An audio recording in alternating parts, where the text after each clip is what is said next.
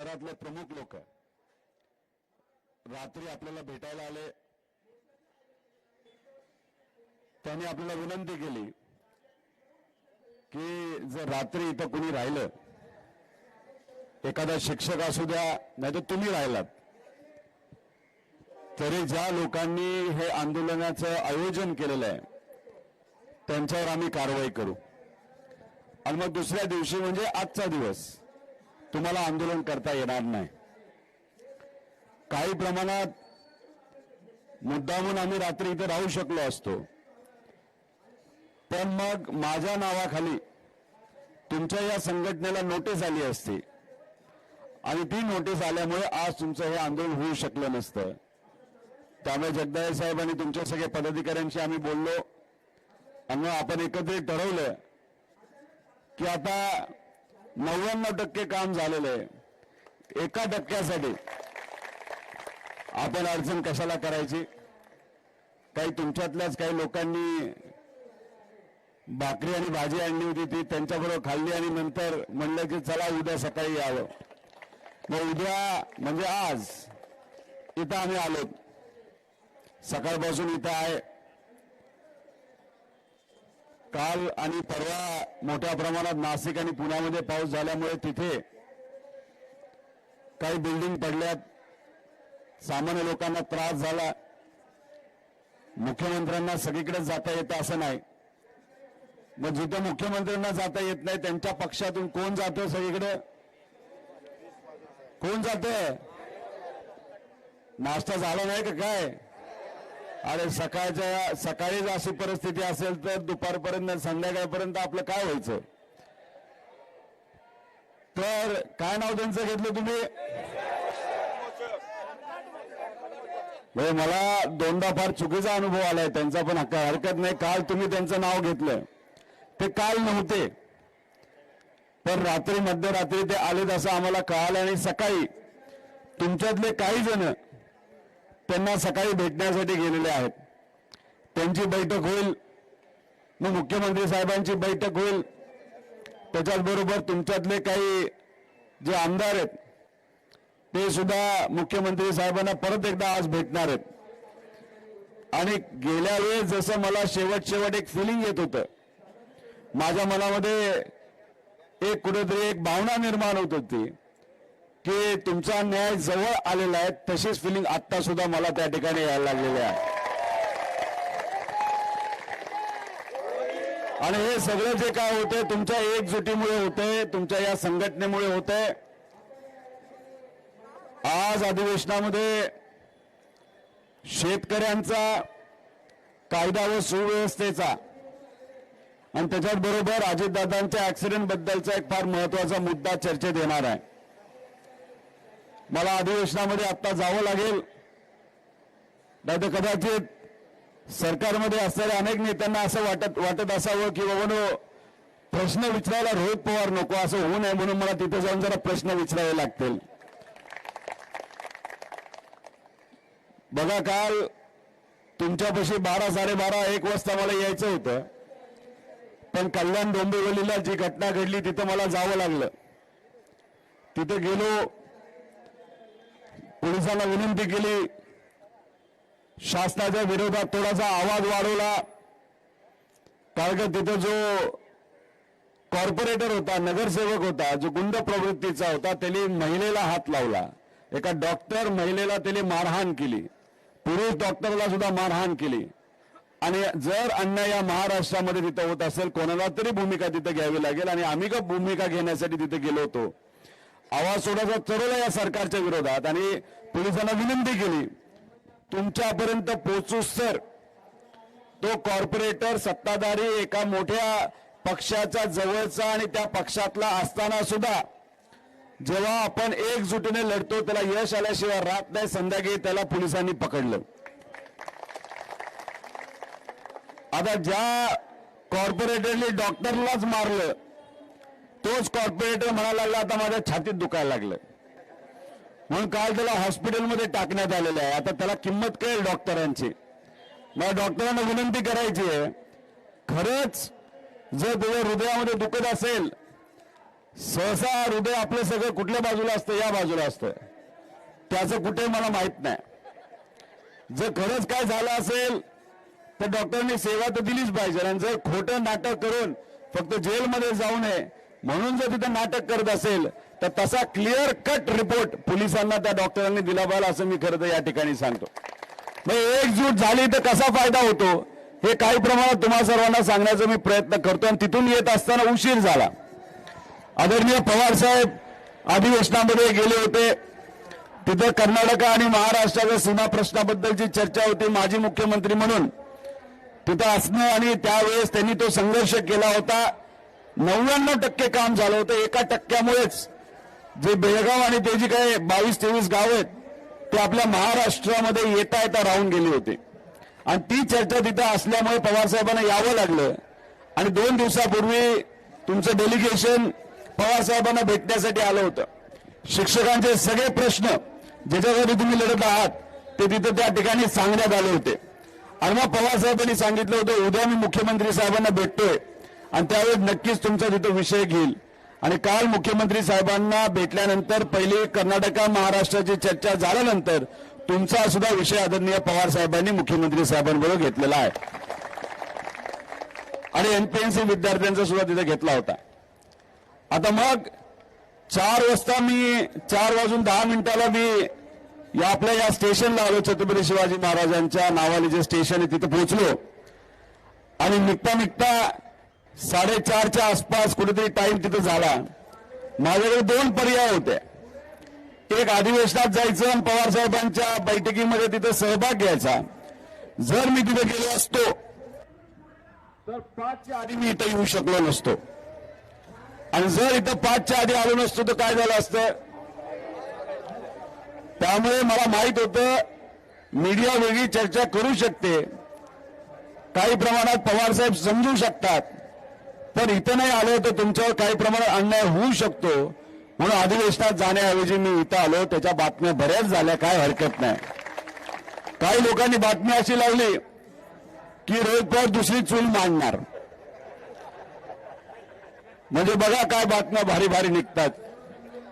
इथे येऊन काही पत्रकारांनी मला विचारले असं आहे का, मी म्हणजे एक सांगतो, आमच्या या सामान्य परिवारातल्या शिक्षकांची जी चूल विझण्यापर्यंत त्या ठिकाणी या सरकारली परिस्थिती आणून टाकली, त्यांची चूल विझू नये यासाठी या लढ्यामध्ये त्या ठिकाणी मी सहभाग घेत आहे।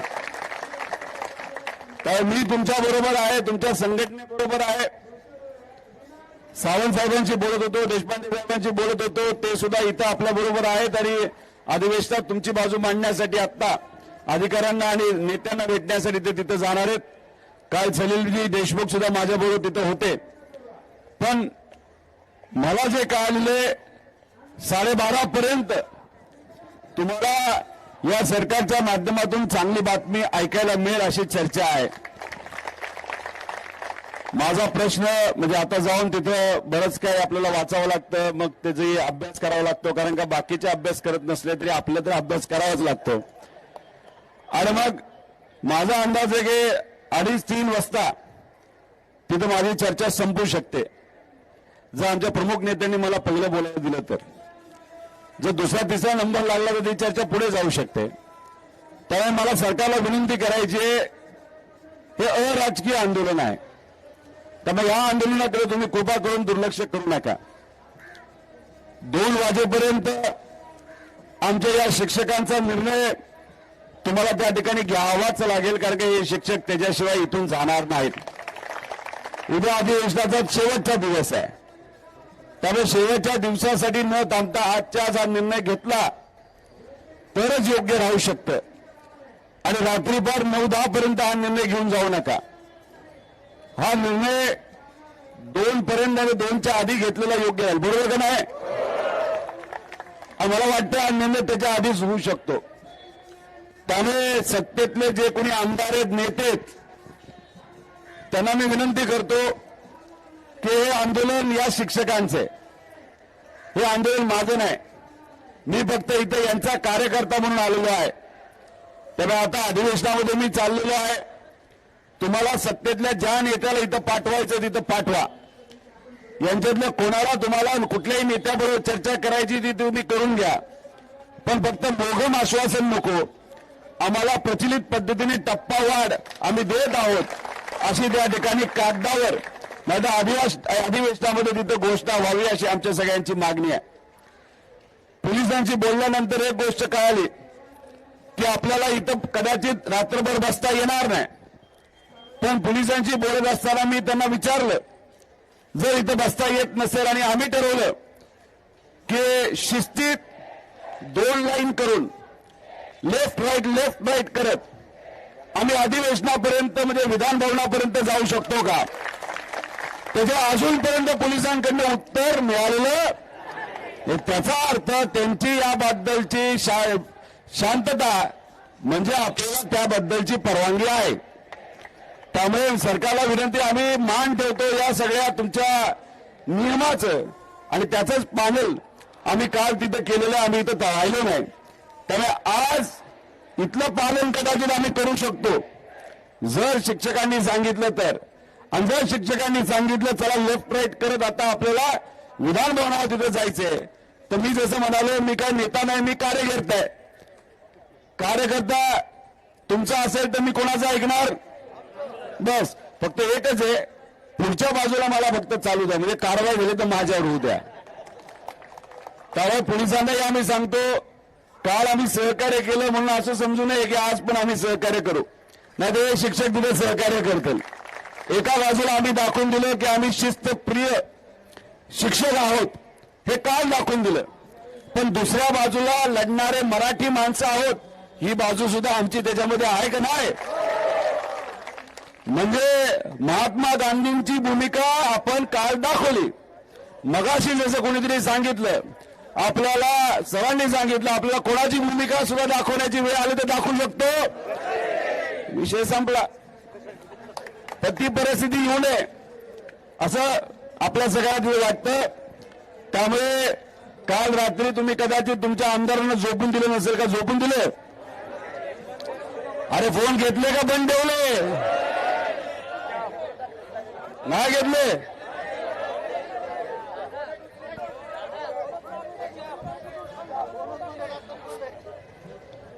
ते महत्वाच्या चर्चेत असतील.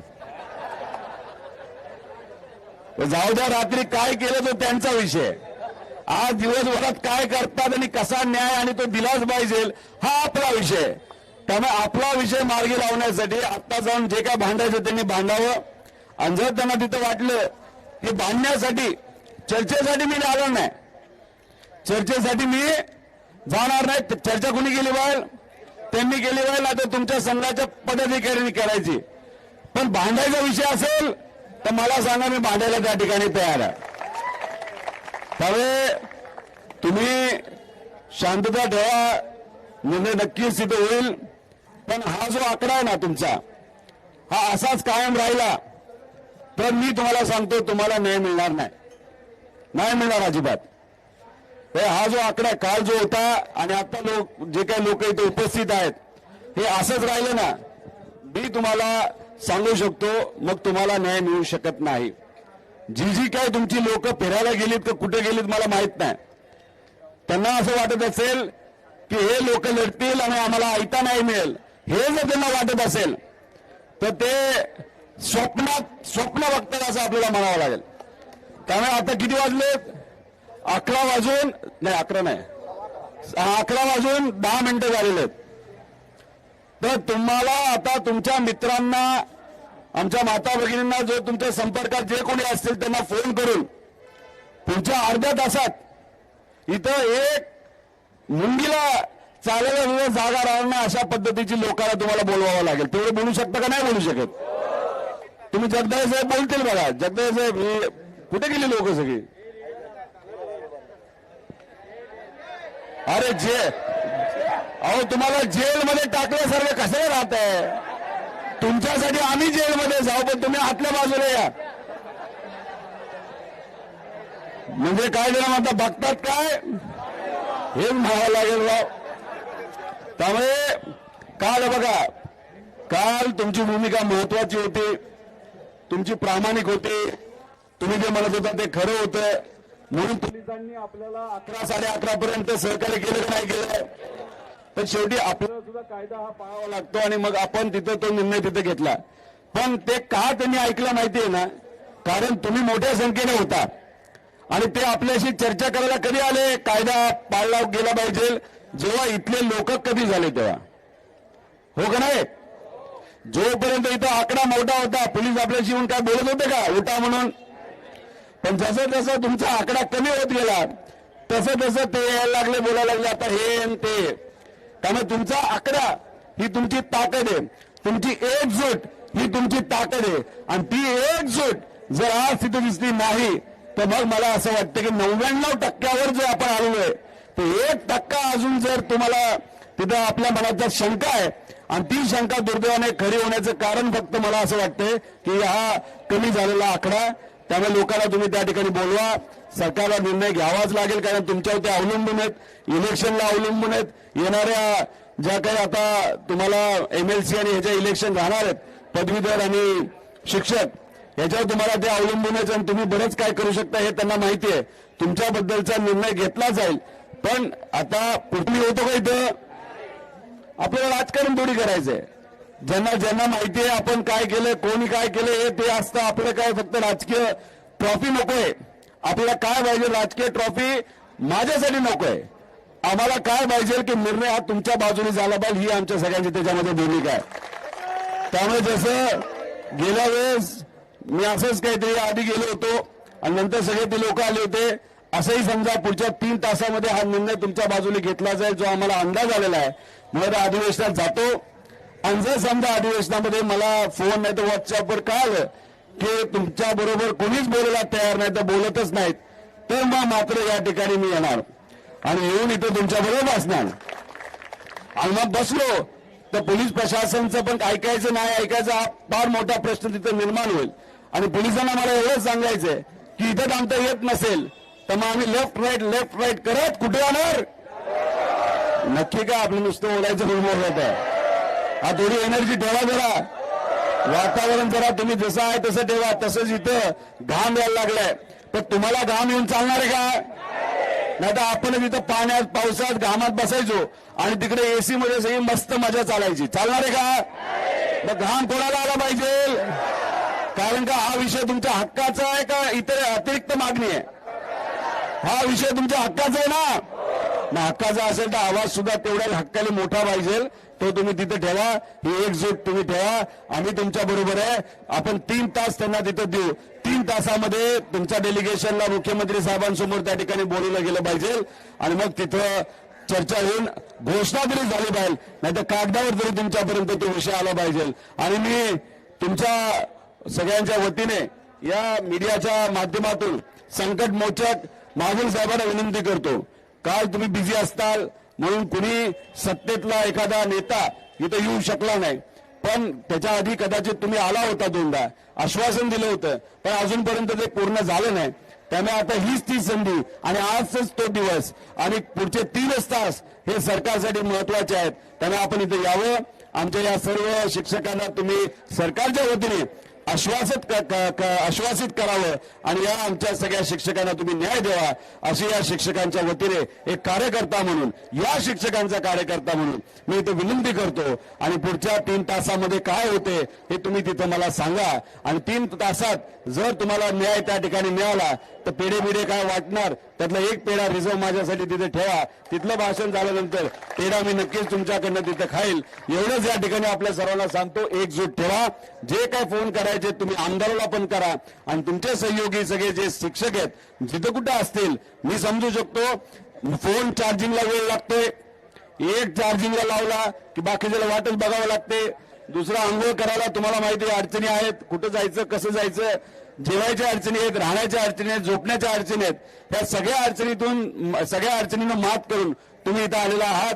त्यामुळे जे कोणी कुठं अडकलेले असतील त्यांना बोलून घ्या आणि या आंदोलनाला अजून ताकद द्या अशी विनंती या ठिकाणी करतो. मी तुमच्या बरोबर आहे, हा माझा शब्द आहे आणि याच्या पुढे जसा आजपर्यंत पाळला तसा याच्या पुढेही पाळेल. आणि 3 तासामध्ये जर काही नाही झालं तर मग काय हाकेच्या अंतरावर मला फोन जगदाळे साहेबांकडे माझा नंबर आहे, माझा फोन तसा बंद नसतो, कुणी ना कुणीतरी फोन घेत असतो आणि महत्वाचा निरोप माझ्यापर्यंत येत असतो आणि मी नक्कीच तिथं आपल्यापर्यंत फोनवर बोलण्यापेक्षा इथं येऊन तुम्हाला पाठिंबा 100% त्या ठिकाणी देईल. त्यामुळे पोलिसांना परत एकदा आम्हाला सांगायचंय, काल आपलं ऐकलं, याच्या पुढे अजून आमच्या भावनांची, आमच्या परिस्थितीची तुम्ही तिथं परीक्षा घेऊ नका.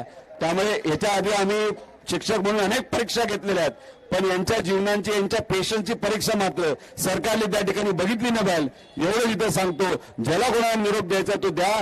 3 तास मलाही अधिवेशनामध्ये जायचे. या 3 तासामध्ये या सर्व शिक्षकांच्या बाजूने निर्णय सकारात्मक लिखित जसा पाहिजे तसा आमच्या शिक्षकांना तो दिला गेला पाहिजे, अशी मागणी या पोलीस प्रशासनाच्या माध्यमातून सरकारला तिथं करतो. आणि माझ्या विषयाला तिथं चर्चा करण्यासाठी मी अधिवेशनामध्ये आपल्या सगळ्यांची रजा घेतो.